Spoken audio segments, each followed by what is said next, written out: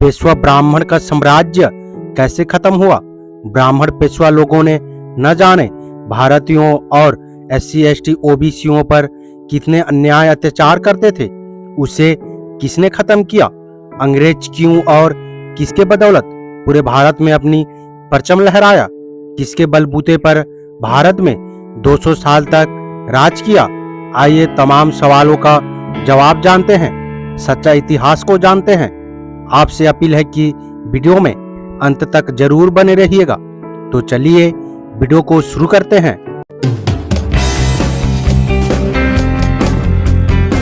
KB Ambedkarite YouTube channel में आप सभी का स्वागत है।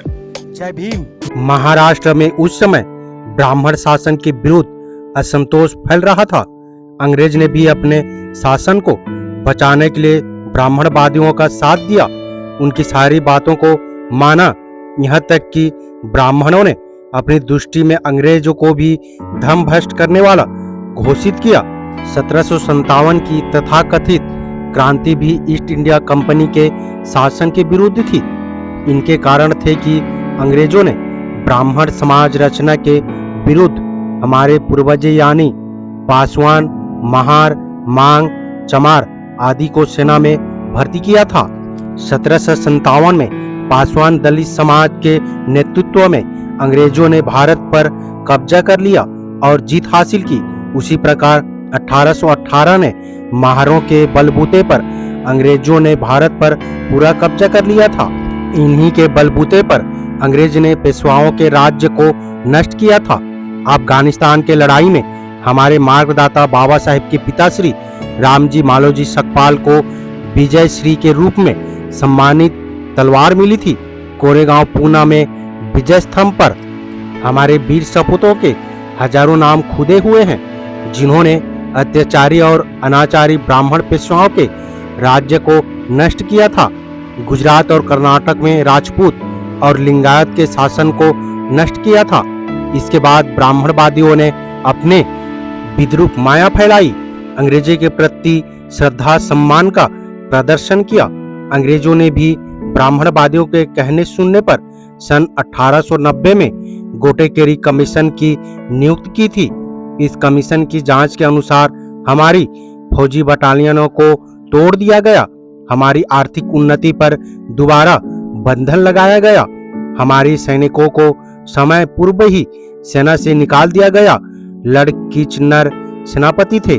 सेना की पुनर्रचना के नाम पर कृतज्ञ कीचनर ने हमारे पूर्वजों की महार बटालियन और रामदासिया बटालियन को तोड़ा और उनके स्थान पर जाट, सिख, राजपूत, मराठा आदि बटालियन की स्थापना की। साथ ही हमारे समाज को नॉन मार्शल क्लास यानी असैनिक वर्ग घोषित किया। अंग्रेज मार्किस टोडलेड ने 1859 में इंडियन आर्मी कमीशन को लिखा कि इन पिछड़ी जातियों की सेना की वीरता के कारण ही वो भारत को जीत सके थे। अंग्रेज की कृतज्ञता इतिहास प्रसिद्ध है। हमारे बलिदानों का बदला अछूतपन को कायम रखकर लिया। बाबा साहेब अम्बेडकर लेखन और भाषण part 1 evidence before the south bureau committee page संख्या 261 में लिखा हुआ है। यह एक ऐसा काल था जब ब्राह्मणवाद के विरुद्ध अब ब्राह्मणों में अशांति और असंतोष फैला रहा था। ईसाई धर्म वाले सैने अंग्रेजी सरकार की सहायता से धर्म प्रचार प्रसार का पंजा चारों ओर फैला रहे थे। इससे ब्राह्मण समाज घबरा गया। स्वामी दयानंद ने 1875 में रतनबाग लाहौर पंजाब में आर्य समाज की स्थापना की। इसका ध्येय केवल अब ब्राह्मणों को समझाना था कि वो भी ब्राह्मण बन सकते हैं। ब्राह्मणी वेदों के अर्थ को अपने मतलब के लिए पूरा करने के लिए बदल दिया। अब ब्राह्मणों को भी कहा गया कि वो भी जनेऊ अज्ञोपतीत का धारण कर सकते हैं।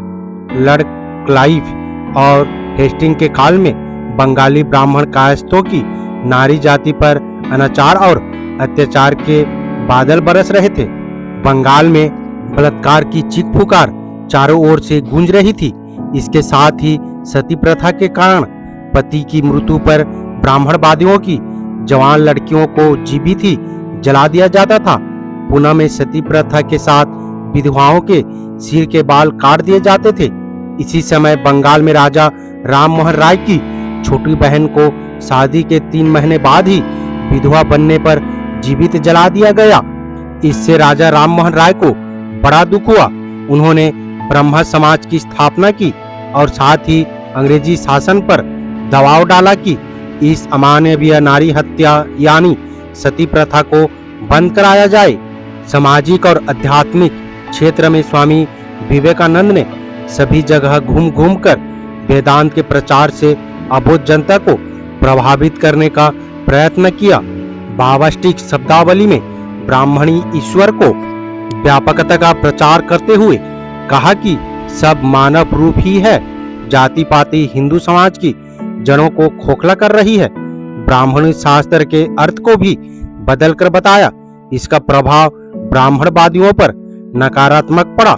इसके कारण स्पष्ट थे। स्वामी विवेकानंद कायस्थ जाति में पैदा हुए थे, इसलिए वो ब्राह्मणों के गुरु नहीं हो सकते थे, क्योंकि वो ब्राह्मणी कानून के अनुसार चौथा वर्ण यानी शूद्र जाति के थे। यही कारण था कि उनके उपदेशों का प्रभाव सदा ही नगण्य रहा। इसके अलावा उनके प्राकंड पंडित्य के आधार पर भी उन्हें महर्षि या ऋषि की पदवी से विभूषित नहीं किया गया, क्योंकि इसको प्राप्त करने का जन्मसिद्ध अधिकार केवल ब्राह्मण को ही था और आज भी है। वशिष्ठ और विश्वामित्र का संघर्ष प्रसिद्ध है। आज के युग में उत्तर प्रदेश में स्वर्गीय पुरुषोत्तम दास टंडन हुए हैं। इन्होंने कांग्रेस की बागडोर को संभाला था। 1950 में वो अखिल भारतीय कांग्रेस के प्रधान थे। इलाहाबाद के ब्राह्मणी पत्रकारों ने इन्हें राजर्षि की पदवी दी, क्योंकि वो जाति के खत्री थे। खत्री को क्षत्रिय कहा जाता है, इसलिए इन्हें राजर्षि की उपाधि दी गई। 31/8/1987 को श्री बीपी सिंह को श्री राजीव गांधी के विरुद्ध विद्रोह करने पर राजर्षि की उपाधि दी गई। इसी काल में श्रीलंकावासी अनागारिक धम्मपाल जी ने इस देश में बौद्ध विहारों के पुनरुद्धार के लिए संपूर्ण भारत का भ्रमण किया। सारनाथ और गया के बौद्ध तीर्थ स्थानों का पुनरुद्धार किया। इन्हीं दिनों में उन्होंने महाबोधि सोसाइटी की स्थापना कलकत्ता में की। स्वामी विवेकानंद और अनागारिक धम्मपाल अमेरिका में होने वाले 1891 के विश्व धर्म सम्मेलन में भाग लेने के लिए गए थे। वहां से आने के बाद उन्होंने सारनाथ और बोध गया के विहारों को पुनरुद्धार किया। बोध गया में ठीक भगवान को प्रस्तर प्रतिमा के सामने भूमि में बने हुए धम्म चक्र को भूमिगत शिवलिंग घोषित करने की चाल चलकर उसे शिवलिंग की स्थापना मान ली गई। इस भ्रम को हटाने के लिए भी आज तक प्रयत्न होते रहे, लेकिन इसके स्थानीय महंत और बिहार सरकार पर कोई प्रभाव नहीं पड़ रहा है। भगवान बुद्ध ने शील पर आधारित आचरणीय धर्म का प्रचार किया, किंतु जो शिवलिंग स्त्री पुरुष के संभोग का नमूना है, उसे महामानव भगवान बुद्ध की भव्य प्रतिमा के सामने स्थापित किया गया है। ये न केवल बौद्धों का अपमान है, बल्कि उससे व्यभिचारित जीवन को तथापि मोक्ष के परम साधन के रूप में बताकर संपूर्ण मानवता को गुमराह करने की षड्यंत्र को सफल बनाया गया है। 1957 नवंबर 26 को मलगांध कुटी सारनाथ के उत्सव में स्वर्गीय कैलाशनाथ काटजू भूतपूर्व गृह मंत्री और मध्य प्रदेश के गवर्नर ने घोषणा की थी कि जब से बौद्ध धर्म का इस देश से लोप हुआ, उसी दिन से ये महान देश विदेशियों के शोषण और गुलामी का शिकार बना है। 1300 वर्ष तक ये देश गुलाम रहा। जिस दिन से बौद्ध धर्म के पुनरुद्धार की बात प्रारंभ हुई, उसी समय से सन 1885 से भारत की स्वतंत्रता का आंदोलन भी प्रारंभ हुआ। इसका यही अर्थ है कि बौद्ध धर्म मंगलकारी और कल्याणकारी सब धर्म है। बौद्ध धर्म की पुनर्जीवन के साथ ही 1885 में फादर ह्यूमन ने अखिल भारतीय कांग्रेस की नींव डाली थी। इसका ध्येय स्वराज प्राप्त करना था। इसके अलावा जिस दिन से बौद्ध धर्म का इस भारत से निष्कासन किया गया, उसी दिन से भारत की जनता विदेशी आक्रमणकारों का शिकार बन गई। इन 1300 वर्षों का इतिहास मुस्लिम और अंग्रेजी शासनों का इतिहास है। मंगलकारी धर्म के स्थान पर अत्याचारी धर्म ने स्थान लिया। यही ब्राह्मणवाद की इस देश का महान देन है। 19वीं सदी के उसी दशक में यानी 1852 में स्वर्गीय ज्योतिबा फूले ने अछूतों के लिए पुणे में स्कूल खोला। इनकी पत्नी उसमें पढ़ाने के लिए जाती थी। जब भी वो सदाशिव पेट पुणे से गुजरती थी, तब तब वहाँ के ब्राह्मणों ने उन पर गंदा पानी डाला और उन पर धूल भी फेंकी। स्वाभिमान ने इन अपमानों की चिंता न करते हुए हमारे पूर्वजों में शिक्षा का प्रचार प्रसार किया। महात्मा फूले को हमारे मार्गदाता ने तीसरा गुरु माना है, क्योंकि उन्होंने ऐसी ऐतिहासिक दृष्टि से प्रथम गुरु भगवान बुद्ध को और दूसरे गुरु महात्मा कबीर को माना है। दक्षिण प्रांतों में और बंगाल, बिहार एवं उड़ीसा में हम पर अत्याचारों और शोषण का दमन चक्र जारी था। आज के केरल प्रदेश पर हिंदू नायर महाराजा का शासन था। यहाँ पर 1885 में एक ईसाई पुजारी पादरी विलियम ने जंगल से गुजरते हुए देखा कि एक जमींदार एक निसहाय अछूत को पेड़ से बांधकर पीट रहा था। श्री विलियम से देखा नहीं गया। कारण पूछने पर मालूम हुआ कि उस अछूत ने बेगार देने में सुस्ती दर्शाई थी। वो अछूत के हताश शरीर को घोड़े पर डालकर लाए और त्रिवेंद्रम में महाराजा को दिखाया। महाराजा ने इसमें कोई दिलचस्पी नहीं ली। तब ईसाई मिशनरियों ने सभी लोगों में ईसा का प्रचार किया। अछूतों ने ईसाई धर्म को स्वीकार किया। तब उन पर होने वाले हिंदू मुसलमान के अत्याचारों में कमी आई। नंबूदरी ब्राह्मणों के अप्रत्यक्ष शासन ने हमारे लोगों पर जो अत्याचार किए वो सब इतिहास में प्रसिद्ध है। हमारे पूर्वजों को सार्वजनिक पथ पर चलना मना था। पथ पर जगह जगह गड्ढे बने हुए थे। जब भी कोई ब्राह्मण दृष्टिगोचर होता तो अछूत उसमें कूदकर अपने को छिपाता था। खास प्रकार की ध्वनि में नंबूदरों ब्राह्मण को अपने अस्तित्व की सूचना देता था। नायरों की महिलाएं इन शोषक ब्राह्मणों की एक प्रकार से रखेल थी। हर नायर की महिला का सतीत्व लूटना नंबूदरी ब्राह्मण का जन्मसिद्ध अधिकार था। यही नहीं बल्कि राजे महाराजे विवाह की प्रथम स्त्री में सहवास के लिए पति अपनी पत्नियों को इनके पास भिजवाते थे, साथ ही दान भी देते थे।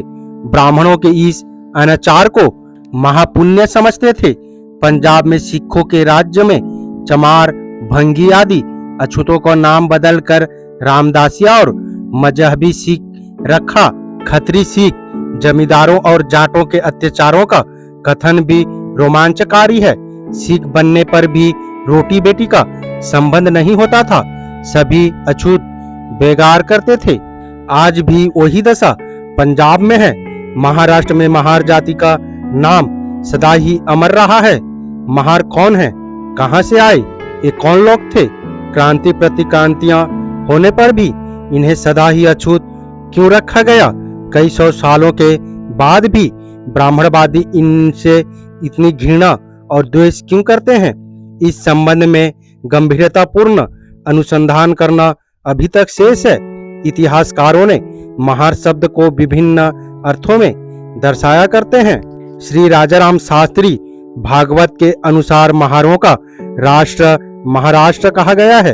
इनके पूर्वज नाग वंशज थे। दूसरे का कथन है कि महार और राष्ट्र लोगों के पारस्परिक युद्ध के कारण महाराष्ट्र बना। वामन राव भट्ट के अनुसार महारों का अपना राज्य था। ये लोग भारत के पश्चिम देश पर राज करते थे। Poona observer and civil and military general में बेडन पावेल ने 12 दिसंबर 1803 को एक लेख में सिद्ध किया है कि महार जाति महाराष्ट्र में शासक रही है। बाबा साहेब ने नागपुर में अशोक धम विजयदशमी यानी 14 अक्टूबर 1956 के दिन बौद्ध दीक्षा समारोह के अवसर पर किए गए अभिभाषण में कहा था कि आज का महायाने अछूत नाग वंशज है। नागपुर में नाग नदी बहती है। नागपुर का नाम नाग लोगों के नाम पर पड़ा है। उन्होंने एक महान नेता की आवश्यकता थी। वो व्यक्ति थे महान महामानव गौतम बुद्ध। उन्हीं के धम्म अनुयायी सभी बौद्ध थे। ब्राह्मणवादी लोग बौद्धों के प्रभाव को नष्ट करने के लिए स्वयं बौद्ध बने और बौद्ध धर्म को पवित्रता को नष्ट करने का सदा ही प्रयत्न किया। बाबा साहेब ने यह सिद्ध किया है कि महाराष्ट्र में कईयों के नाम के साथ नाग शब्द का जुड़ा है। ये नाग शब्द का ही अपभ्रंश है। अस्पृश्य समाज में कईयों के नाम हैं। सिद्धनाग, बहिर्नाग, नायरनाग, गणनाग। नाग से तात्पर्य यह है नाग जो बौद्ध थे। इस पर पूर्ण हमने पहले ही वीडियो में बता चुके हैं कि किस प्रकार ब्राह्मणवाद ने सैकड़ों वर्षों से हमारा सर्वनाश करने का सदा प्रयत्न किया है। हमारे मार्गदाता बाबा साहेब डॉक्टर भीमराव अंबेडकर जी ने संविधान लिखकर दोबारा ब्राह्मणवाद को चैलेंज किया है। उम्मीद करता हूँ वीडियो को समझ गए होंगे। अगर समझ गए हैं तो अपने परिवारजनों को, दोस्तों को, मूल निवासी SC ST OBC Bahujan Samaj को शेयर जरूर करें ताकि उन्हें भी पता चल सके, जानकारी हो सके। मेरा आप सभी बहुजन समाज मूल निवासी अम्बेडकरवादियों से अपील है, हम अपने समाज को जागरूक करने के लिए बहुत मेहनत करते हैं और अम्बेडकर विचारधारा वाले वीडियो को लाते रहते हैं। आपकी एक सब्सक्राइब हमारे हौसले को बुलंद कर हमें दोगुनी हौसला प्रदान करता है, मजबूत करता है। इसलिए आप सभी से गुजारिश है कि हमारे चैनल को सब्सक्राइब करके हमें सपोर्ट जरूर करें ताकि हम अगले नए वीडियो डालें तो आप तक नोटिफिकेशन जा सके और कुछ महत्वपूर्ण जानकारी मिल सके। धन्यवाद। जय भीम, जय संविधान, जय मूल निवासी।